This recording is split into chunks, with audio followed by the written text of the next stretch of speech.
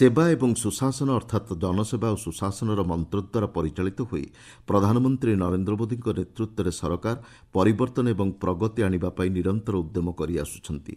आमर स्वतंत्र धारावाहिक सेवा पर्व में आसंतु शुणिबा भारत अध्यक्षतार अनुष्ठित G20 सम्मेलन सफलता संपर्क में।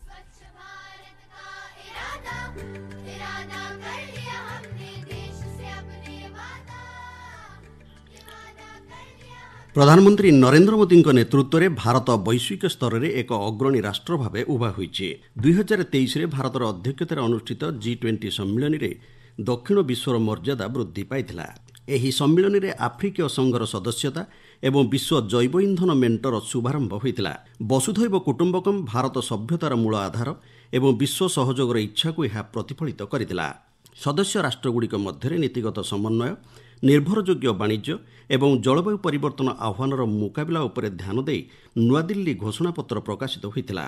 विभिन्न परिस्थिति सत्वे समस्त 20 जाक राष्ट्र एही घोषणानाम स्वाक्षर करथिले।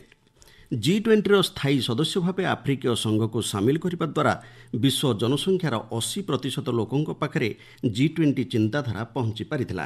प्रधानमंत्री नरेंद्र मोदी कहते भारतर अध्यक्षता समय क्षुद्र राष्ट्रगुड़िक सेमानंकर सामूहिक स्वार्थ को विश्वस्तर में पहुंचाइबा पई G20 एक मंच प्रदान करिथिला। भारत ने G20 शिखर सम्मेलन का सफल आयोजन किया।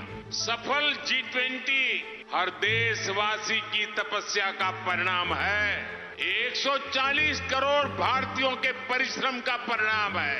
G20 की एक और बहुत बड़ी विशेषता रही है, एक और बड़ी सफलता रही है। जिन छोटे छोटे देशों की आवाज वैश्विक मंचों तक नहीं पहुंच पाती थी, उनको पहली बार G20 में इतनी बड़ी भागीदारी मिली।